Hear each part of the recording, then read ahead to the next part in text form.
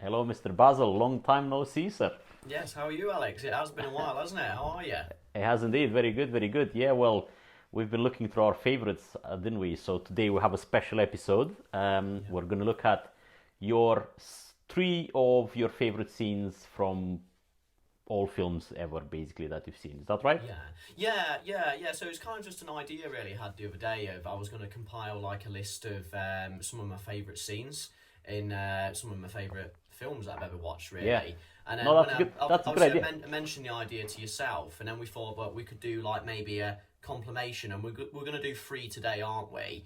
And Yeah, these scenes, they might not actually all be from fantastic films themselves, but the actual cinematography or the script in the scenes is so noteworthy it can stand correct. out alone The almost, right? the craftsmanship that is put into from directing to everything, it looks really they're really worthwhile. So right, Yeah. fire away. What's in no particular order, and spoilers are coming because these are really like It's very 5 spoiler to 10 heavy. years Yeah, old. yeah. It's not like we Um, used to. Yeah.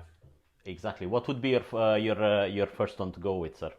Well, so the first one that we'll give a mention to is it's from a film called Dead Man's Shoes, which is it's got director Shane Meadows, who I think most people know his work from This Is England. Yeah. And the two actors in the scene, it is Paddy Considine, I think his name is. Paddy Considine. Considine, I think, I butchering think it's his name, but yeah. Considine, yeah. And he was recently just in Game of Thrones, right? In House of the Dragon, he's the king. Yeah, yeah, yeah, There we yeah, go. yeah. Fantastic. Right. But in this scene, he plays a gentleman called Richard. And this gentleman is you see from the backstory that he's come back to his hometown. I think it's somewhere in Derbyshire. He's ex-military, so he's very reserved in his emotions, but you can see that he's disciplined. And a bit half an hour prior to the scene you're about to see, you can see he's returned to his hometown. Something's not quite right. There's a bit of a grotty kind of gang in the town that have obviously got a bit of beef with him. And the scene that you see is the head of the gang stopping in his car, and he comes to confront Richard. And the head of the gang is called Sonny, who is played by Gary Stretch. And what you're about to see is the clip, so we'll let it roll. Yeah. Yeah, roll the clip. Really good, really good. Right. Let's get on it. Go down there, bro. Back up! Back up. We're good. What's up there now? Coming up then, no, hey, let me so just stay in, right? I'll do it.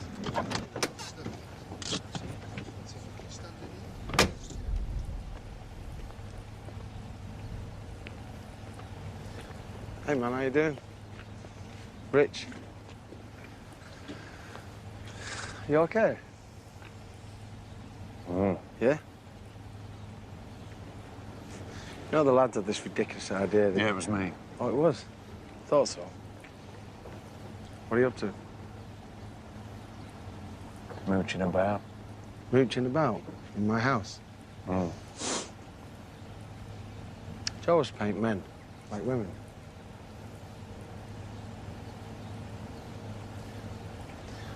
What are you doing, lad? That's my concern. Not near in my house. Where are you staying? Motson's farm. Gonna come and see me, will you? Maybe I will. You're not afraid of me, are you? Just all chilling. He's weighing it up, he's weighing it up. Shut up. You're making me very nervous, Richard. Well, you should be. If I were you, I'd get in that fucking car and I'd get out of here, man. And I'd gather them goonies and get whatever you've got and come with me. Because I'm gonna fucking hit you all. I don't like being threatened, Richard. I'm not threatening you, mate. It's beyond fucking words. I watched over you when you were asleep, and I looked at your fucking neck, and I was that far away from slicing it. You're fucking there, mate. So get in that car and fuck off. You get to me first. Just fine.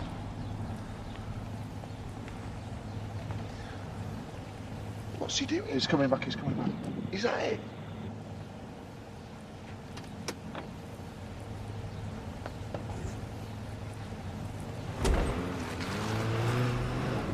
Right, okay. What a clip there, what a clip. I love the fact that, what's the main character name? So it's Richard. Richard, so the gentleman, up to this point in the film, he's a very calm guy, he's a very controlled, you can see he's disciplined, you can see, and this is the only time when he sort of literally bursts out of his shell and goes at the guy, which is what I like. Literally through gritted teeth as well is most of the dialogue, isn't it? And, and the thing is what I think what's special about it is because I think there is a little bit of a, you like it because it is a bit low budget, so it really relies on the actors' skills. And both of them really come into their own because obviously and it makes it more realistic, to be honest. Makes it more realistic. Exactly.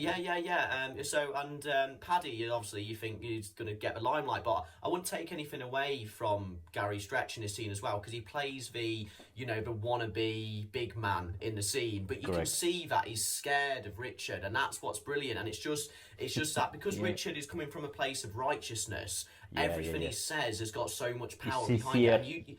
Genuine, and at the same time menacing and scary. Yeah, and you don't doubt any of the threats that he says or anything he says. You know what I mean? Sure. You don't doubt it. It's just genuinely it's an honest man-to-man conversation, and it's just how it's going to be and stuff. And I don't know why. This is one of those scenes that I saw it many years before I actually watched the film. And it enticed me to watch the film, and I'm hoping that someone might see that and want to give it a go. Yeah, do the same. Yeah. So what's the next one, sir, that you're thinking about? Next scene. So we'll go with Sicario. Sicario. Yes. Sicario. So from 2015, about a 2-hour runtime. I think a lot of people have seen this already. Unlike Dead Man's Shoes, I think a lot of people have seen this. The first of this series, I think there might be 3 of them now. There's definitely 2. This is the best one. The sequel and the ones after that just not so good. But yeah, essentially, it's a very very gritty kind of take on the cartels of Mexico, and obviously their infliction on America and stuff like that. So this scene is pretty much one of the last scenes. I think it's the second to last scene, and all it is your main character, who's played by Benicio del Toro, is the actual del Toro, Sicario means assassin, so he's the actual assassin. Yeah. That's right. Yeah, and he's called Alessandro in the film. So Alessandro has got this past where his wife and his daughter have been killed by the cartel, and up until the whole film, he's working up until he wants to be one-on-one with the cartel boss, which has murdered his wife and daughter.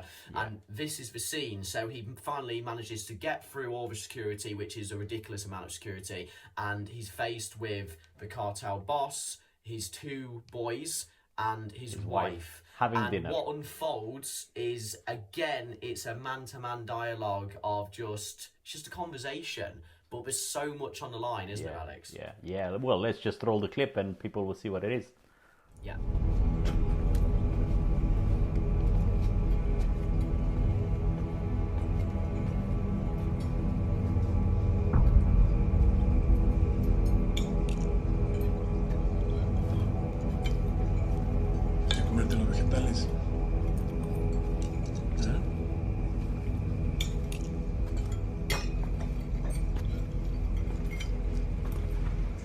Provecho. Quédense quietos. Si no, los matará. Los niños hablan inglés. Pues hablamos inglés. Coman.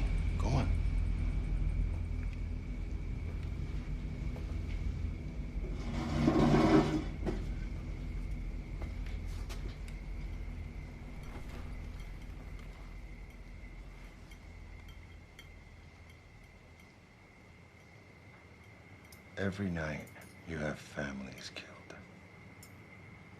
And yet, here you dine. Tonight should be no different.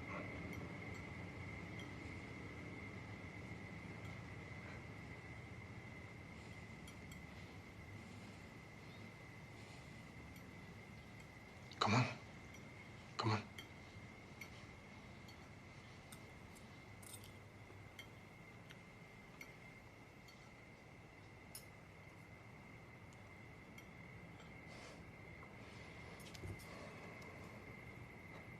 Do you think the people that sent you here are any different? Who do you think we learned it from?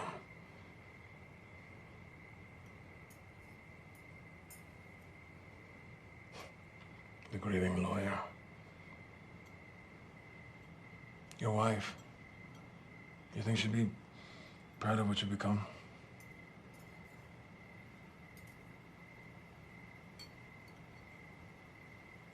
Don't forget about my daughter. Ah, sí. Tu hijita.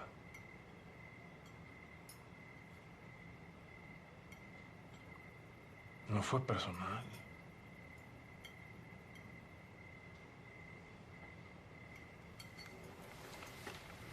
Para mí sí.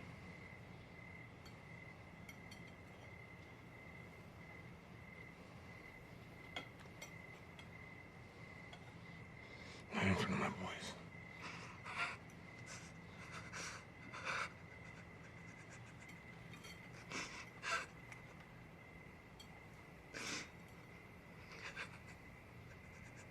Ahora vas a conocer a Dios.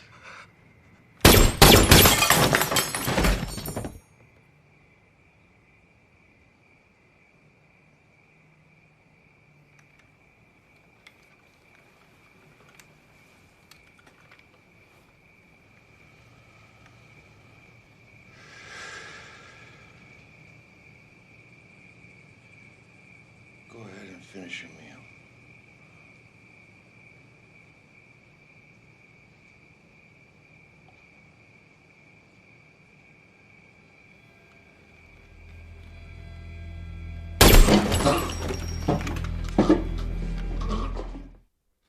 Okay, wow, what a shocking scene there. Powerful. That's pretty cool. I mean, this film is full of tensioned moments like that, and the director is like top notch, because actually there's that scene on the bridge earlier in the film that is being literally studied as how to build tension in a scene in film schools. And I know the one you're referring to. Yeah, it's famous. That scene, it's everywhere, all over the place, and it has Emily Blunt in it as the other main actress in the film. But yeah, wow, yeah, no, that's really cool. I think one of the reasons that's great is because, as I say, it's just a simple conversation, man to man. And when you're watching it for the first time, and I didn't see this scene before I watched the movie, like with Dead Man's Shoes. So when you watch that for the first time, you are genuinely gobsmacked when he does kill the two boys and the wife. Like, you're genuinely gobsmacked. Yeah. It's one of these shocking moments, you know, which is like absolutely crazy. And I don't. It's always stuck with me as a scene that, you know, is memorable. And again, it's just this vengeance thing, isn't it? It's this absolute vengeance. You know, you can. It feels like, even though cruel, it feels like a righteous because revenge. It begins the dialogue. You're getting what you give me. That's what you're getting. By saying, you know, every night you have families killed, and yet here you're dying. And you know, straight away, you know, it's not going to end well. But, you know, the mafia boss, he still tries to talk his way out of it. But the sad thing is like halfway through that scene, you can see that his wife knows her fate. Like, because of what they're saying, she knows what's going to happen. Yeah, and then eventually the mafia boss, he says, you know, he says, not in front of my boys, because even then he realizes he can't talk his way out of it. And then what happens is just it's tragic, but great scene. Yeah. Speaking of tragic, the next one is so we've got Manchester by the Sea, which Indeed. I think Casey Affleck won an award for this anyway, didn't he? Was it best actor or something, I believe? Yes. So the director is Kenneth Lonergan. I think that's how you pronounce it. Lonergan. Kenneth. I can't remember. Kenneth Lonergan. So it's got about 2.5 hour runtime, and this is a big one for me because like with Dead Man's Shoes, I think I'd seen this particular scene on YouTube, I would say 20 times before I finally thought, right, I'm going to need to watch the film, because it was just, it's the music that's playing in it. I'm going to butcher it now. It's called like Argio Parachi Iago or something like that. But it's we'll put it in the description. We'll put it in the description. But it's a beautiful piece of classical music anyway. It's very tragic. Everybody will recognize it. Everyone will recognise it, and I think it marries well up with the scene. It really marries well up with it. And again, it's just up until this point, with Casey Affleck's character, all you know is that something tragic's happened. You're not really quite sure.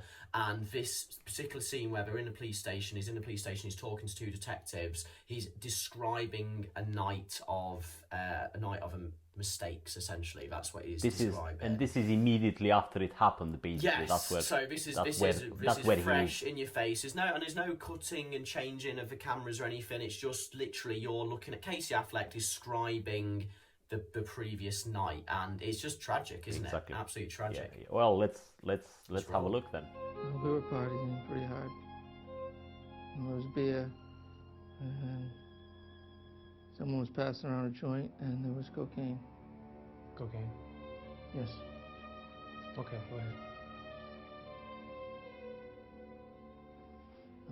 Anyway, our bedroom is in the downstairs, and the kids sleep upstairs, so Randy makes everyone leave around 2 o'clock or 3 a.m.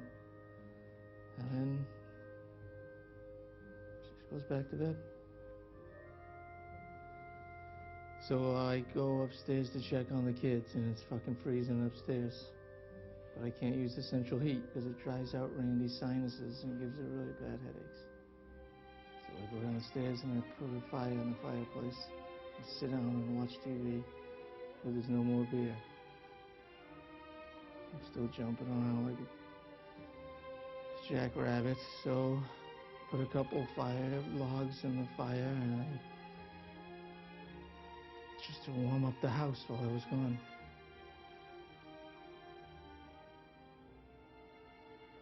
And then I'm going to the mini-mart, but I'm too wasted and I don't want to drive.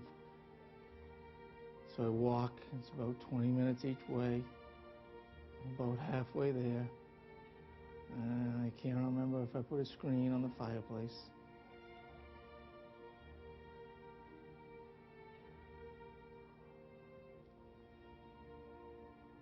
But I figure it's okay.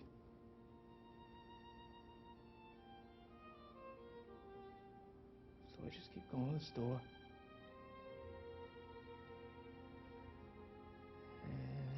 And that's it. The log must have rolled out onto the floor.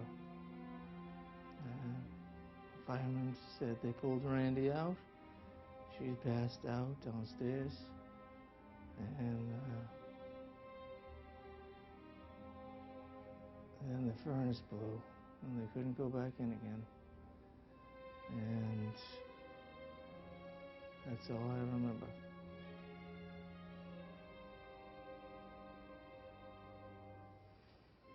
Kaylee, that's all for now. We'll call you if anything else comes up we want to ask you about.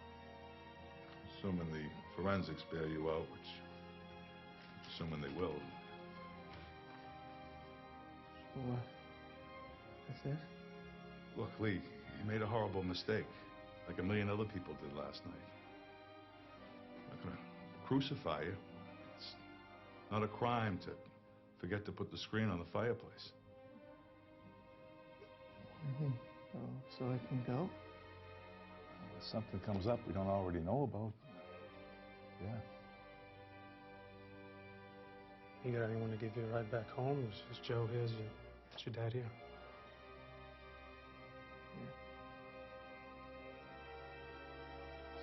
Okay.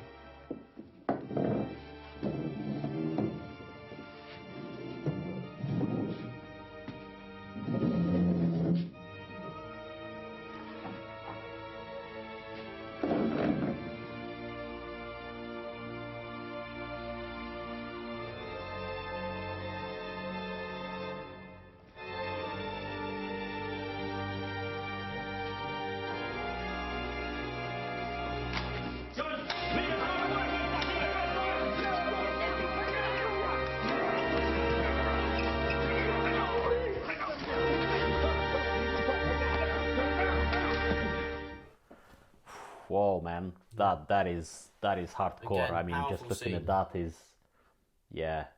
insane. What a film! You can What a see, film! you The can whole see thing why is like won this. on Best Actor for it, you know, Yeah. and it's quite clear. But no, it's like with this particular one, I feel like the absolute money shot in this scene is where he's retelling the story, and this is why the music marries up with it so well, because he's retelling the story, and obviously the pinnacle moment is when he's walking to the store to get more beer, and he goes, and I put more logs on the fire, and then he couldn't remember whether he put the fire guard up, and I counted it, and it was like 8 seconds where he's just staring into the abyss.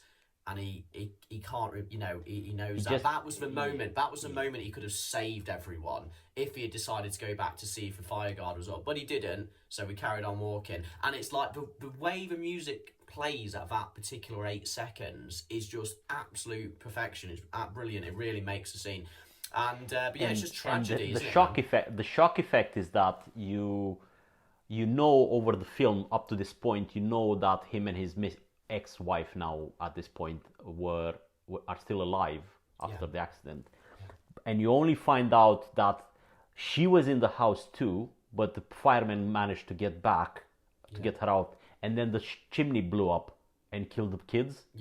And that's just on top of everything else.